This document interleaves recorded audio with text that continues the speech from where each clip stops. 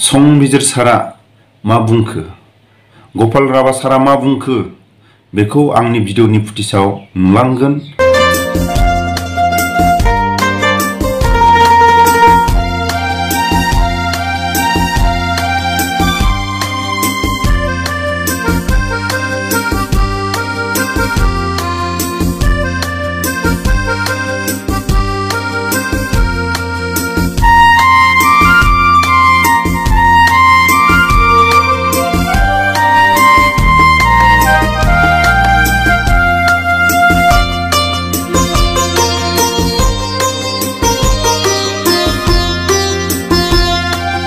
दुखु गोनां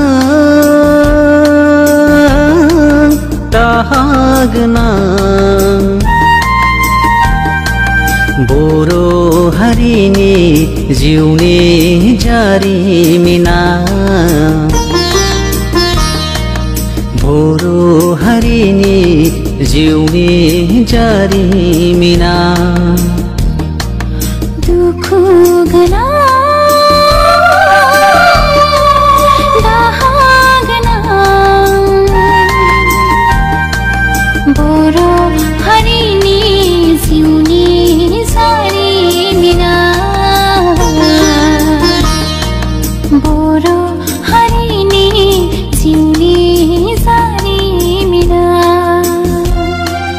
थांखिया नङामोन जोंनि बिटिआरनि, थांखिया नङामोन जोंनि बिटिआरनि। उदां उदां बड'लेण्ड सोरजिनायनिसोमोन, अख्रां गोमसार सासे बड'लेण्ड दानायसोमोन।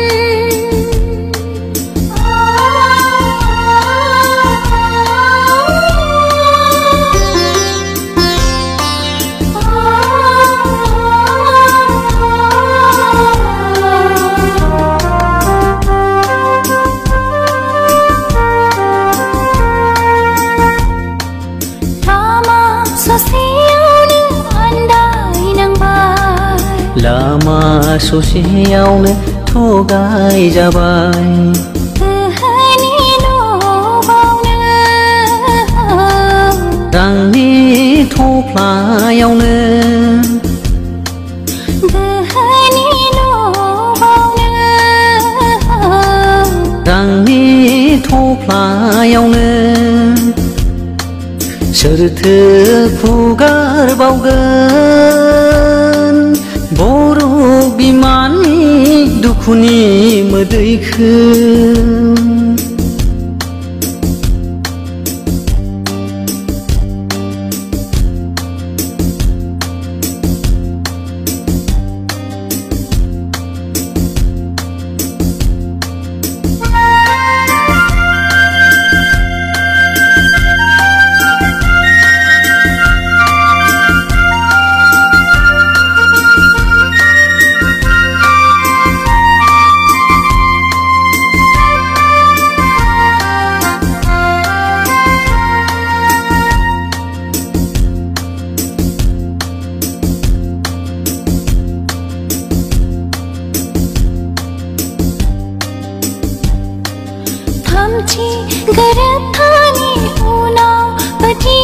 भिडिअनि फुटेजाव नुनानै बयबो आंनि चेनेलनि नायगिरि गेदेरमा रायजो राजा बयबो सिनायखाबाय। आं बे दैदेनगिरिफोरनि मुंखौ बुंलायाबाबो बयबो सिनायखाबाय। अब्लाबो आं सानै दैदेनगिरिनि मुंखौ आं बुंनोसै आरो सासे फोरोंगिरिनि मुंखौ आं बुंला, आरो गासैबो जोंनि आंगो लोगो, गासैबो जों गुवाहाटीयाव ज' लोगो हमलायनानै साननैनि सिगां माखासे सावरायलायनाय जादोंमोन।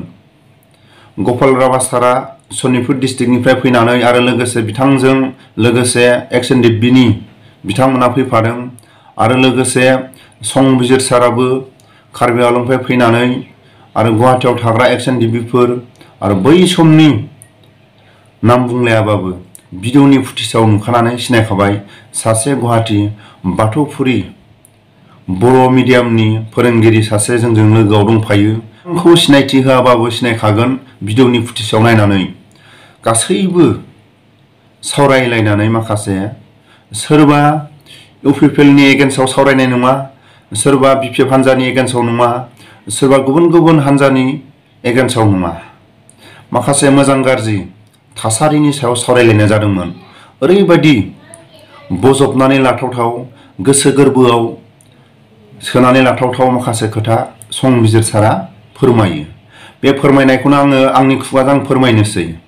गपाल राभा सारा मा बुंदोंमोन आरो अरखां दाबखां सारा मा बुंदोंमोन, संबिजिर सारा मा बुंदोंमोन, बिनि सायाव आं फंनैसो आंनि फोरमायलांनायाव गोरोन्थिफोर जायोब्ला आं साफ्रोमबो XNDB आंनि चेनेलनि नायगिरि गेदेरमा रायजो राजा आखाइ खबजबनानै आं निमाहा बियो। संबिजिर सारा ओरैबायदि मोनसे खोथा बुङो, मानसिनि जिउआ दिनै दं दिनै गैया। बे दान्दिसे जिउखौ लानानै रायजो राजाफ्रा बेसेबांबा ट्राइबेल हारिखौ, बर' हारिखौ समाजनि खामानि मावनो थाखाय जिखुनु जाया, सोरबा राजनितिक हान्जायानो जा, गुबुन गुबुन माखासे हान्जायानो जा, रायजो राजाफ्रा खस्थ' खालायनानै जाय बिथाङा मोजां खामानि मावगोन होननानै बिथांखौ गादियाव दैथायहरो।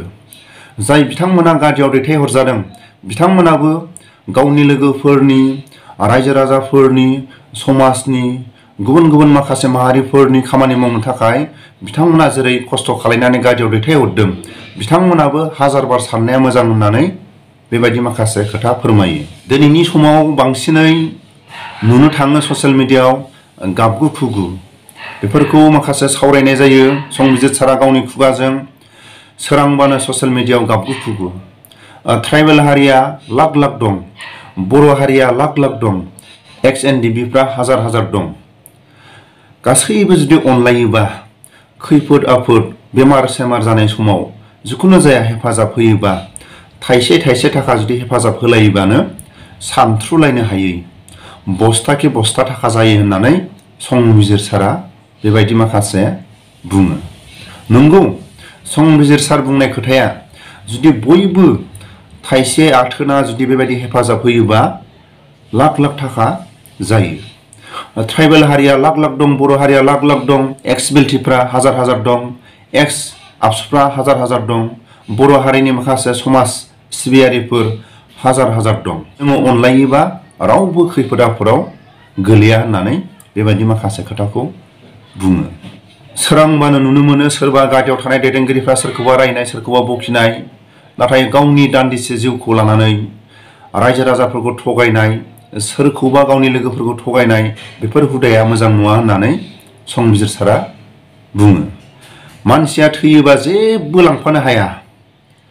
मानसिनि जिउआ बयजोंबो जुदि गोरोबलायोबा थाखा फैसा जि एसे एनै थायो बेजोंनो सोलिलांनो हायो होननानै गावनि गोसो गोरबोनिफ्राय फोरमायो। दिनै सोरबा हान्जाया गोदाव सोराव, सोरबा हान्जाया बेबायदि गावजों गाव रायखुमालायनाय, बेफोरबायदिया मानि थाखाय जादों होननानै संबिजिर सारा बुङो।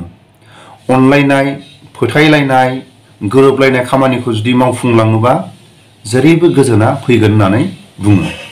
संबिजिर सारा गले गले खोथाखौ बुङो, जाहाथे समाजनि नाजानाय, रायजो राजाफोरनि नाजानाय, बेसेबांबा खस्थ' खालायनानै गादियाव दैथायहरनाय, बेफोरखौ जाहाथे फेलें खालायनाङा। आरो जायफोर गादियाव थानाय दैदेनगिरिफ्रा जाहाथे नंखाय बाथ्रा बुंनानै, सोरखौबा सिगि सिग' खालायनानै, सोरखौबा माखासे राव फान्दायनानै सोरखौबा बेहेराव खोलैनायनिफ्राय जानगाराव थानांगौ होननानै संबिजिर सारा बेबायदि खोथाखौ बुङो। थाखा फैसाखौ बारा लब जानाङा, गावनि माखासे साननो हानाय साननो हायैखौ समाजनि गेजेराव गावनि लोगोफोरजों अरायसम साखाथियाव थायोबा गोरोन्थिनि सायाव बयबो गोरोबलायनानै खामानि मावलांनो हायो होननानै बेबायदि बुङो। मानसि हिसाबै मालाबा समाव गोरोन्थि जायो, बेफोरो रोखा होननानै संबिजिर सारा बुङो। नाथाय गासैबो हान्जाया गोरोबलायोबा ट्राइबेल हारिया, बर' हारिया, XNDBफ्रा मालाबाबो खैफोद आफोदाव जाया होननानै बेबायदि फोरमायो। सोरांबानो ससियेल मिडियायाव नुयो सोरबा XNDBफ्रा बेमार आजारनिफ्राय उदां जानो हाया, सोरबा XNDBफोरनि गथ' गथाया एडमिसन लानो हाया, जानाय लोंनाय माखासे केसनि जेंनायाव माखासे जेंनाखौ नुस्राबाय थादों होननानै बुङो। नंगौ, गासैबो खोथाया नंगौ। साफ्रोमबो गुबुन गुबुन फेक्सनफोर दंब्लाबो गासैबो एक्सएनडिबिफ्रा ज' जालायनानै खैफोद आफोदाव थाइसे थाइसे हेफाजाब होलायोबानो माखासे निदान आदाननिफ्राय बारग'यो होननानै बेबायदि माखासे खोथाखौ फोरमायो। आरो माखासे गोथौ गोथौ खोथाफोरखौ आं दिनैनि बे भिडिअ'आव होजोबनो हानाय नंला। उननि समफ्राव माखासे सम आरो बोथोरा गोरोबोबा आङो फोरमायलांगोन। आरो लोगोसे गपाल राभा साराबो गावनि गोसो गोरबो सिंनिफ्राय सावरायलायनाय जायो। गासैबो ट्राइबेल हारिनि बा बर' हारिनि राजनितिक हान्जायानो जा गुबुन गुबुन हान्जायानो जा मोनफ्रोमबो फेक्सननिफ्राय खौसे जानानै जोंनि बर' हारिनि ट्राइबेल हारिनि फरायसाफोरखौ ड्राग्सनि जानगार माखासे निसा मुवा जानायनि जानगार माबोरै खौसे खालायनानै गावजों गाव रायखुमालायनाय गावजों गाव माखासे बखिलायनायफोरनिफ्राय जानगार खालायनानै माबोरै खौसे समाजखौ फोसाबलांनो हागोन एक्सएनडिबिफोरनि थासारिखौ माबोरै माखासे फोजोबलांनो हागोन बेफोरनि सायाव गावनि गोसो गोरबो सिंनिफ्राय सावरायलायनाय जायो। सोरबा इउपिपिएलनि एगेन्स्टआव सावरायाखै, सोरबा बिपिएफ हान्जानि एगेन्स्टआव सावरायाखै, गुबुन गुबुन माखासे हान्जाफोरनि एगेन्स्टआव सावरायनाय जायाखै। गोरोबलायनानै माखासे खामानिखौ मावलांनो हानाय माबोरै बेफोरखौ सावरायलायनाय जादों। बेबायदि सावरायलायनाय जुदि जाबाय थायोबा बर' हारिनि गेजेराव मोनफ्रोमबो हारिनि गेजेराव गोजोन थासारिया फैगोन। जोंनि बर' हारिनि गेजेराव सावरायलायनाय गैया, ज' जुथुमलायनाय गैया, गावजों गाव पार्टिजों पार्टि रायखुमालायनाय, सोरबा लोगोजों लोगो रायखुमालायनाया बारानिखायनो माखासे गुलाय गुजाया जादों होननानै माखासे खोथाखौ गपाल राभा सारा फोरमायो। आरो सासे फोरोंगिरिया दंफायो। बे फोरोंगिरिया सानसे समाव गिबिसिन बर' हारिनि गेजेराव एनडिबिआ जोनोम जानाय समाव गावनि रोंगौथिखौ लानानै मैखोम बिबानखौ लानानै एनडिबिखौ सानसे समाव आगान सुरबोदोंमोन। फोरोंगिरि महरै गुवाहाटी बाथौफुरियाव मावनानै दिनैसिमबो दं।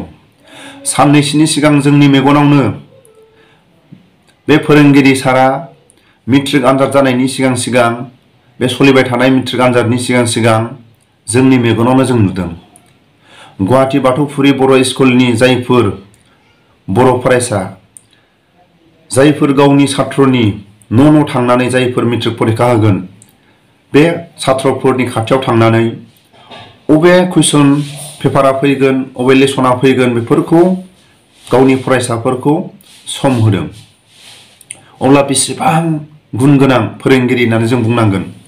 बे भिडिअनि फुटेजाव नुनाय दाबखां सारा गावनि फोरोंगिरि गोहोखौ लानानै गावनि फरायसाफोरखौ जायफोर मेट्रिक आनजाद बे सोलिबाय थानाय गावनि फरायसाफोरनि न'आव थांनानै माखासे फरायसाफोरखौ माखासे सम होनाय जों बेबायदिखौ नुदों।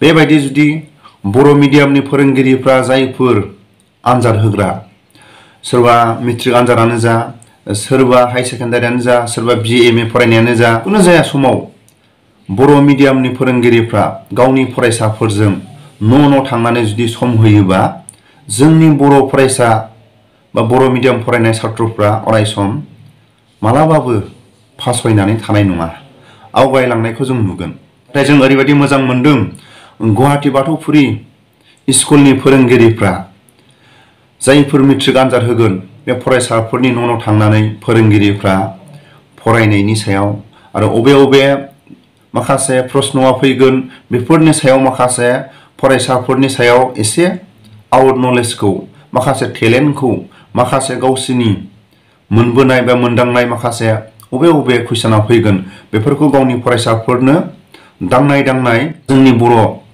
मिडियामनि फोरोंगिरिफ्रा बेबायदि जुदि दायथ' लायोबा बेसेबां गोजोनथाव खौरां। माखासे गोलाव खोथा सावरायलायनाय जादोंमोन। गारबोनाय समफोरनि जिउ जारिमिनखौ सावरायलायनाय जादोंमोन। माखासे जिउ जारिमिनफोरखौ जुदि भिडिअनि फुटेजाव होयोबा सोरनिबा जारिमिनजों सोरनिबा खैफोद आफोदजों सोरनिबा नंखाय बाथ्रा बुंनायफ्रा हयथ' माबा मोनसे गोरोन्थि जानो हागौ। नाथाय आं सारमोननि माखासे बुंनायखौ आंनि खुगाजों आं बुंबाय आरो उननि सम आरो बोथोरा जुदि गोरोबोबा गेदेरमा रायजो राजा आंनि चेनेलनि नायगिरिफोरनि खाथियाव आं फोरमायगोन। बेखिनि भिडिअखौ आं लाना फैदोंमोन। आंनि फोरमायनायफ्राव गोरोन्थिफोर जादोंब्ला आखाइ खबजोबनानै आं निमाहा मोनगोन होननानै आसा खालामो। बयनिसिमबो गोजोननाय थाबाय। माखासे दैदेनगिरिफोरनि पिक्सारखौ होनानै आं नैबे मिलौ हालौ गानखौ जाय देंखोगिरि आरो गान सुजुगिरि दामगिरि बिथांमोननि खाथियाव आंनि बे भिडिअनि गेजेरजों आं बिथांमोननि माखासे बर'नि जिउ जारिमिन बिटिआरनि जिउ जारिमिनखौ लानानै जेरै एक्स एन डि बि फोरनि जारिमिनजों गोरोबनायखाय आं आंनि भिडिअ आं होफादों। जाहाथे आं बे भिडिअखौ होफानायाव माबाफोर गोरोन्थिफोर जादोंब्ला देंखोगिरि गान सुजुगिरि आरो माखासे दामगिरि बिथांमोननि खाथियाव आं बयनावबो निमाहा बियो।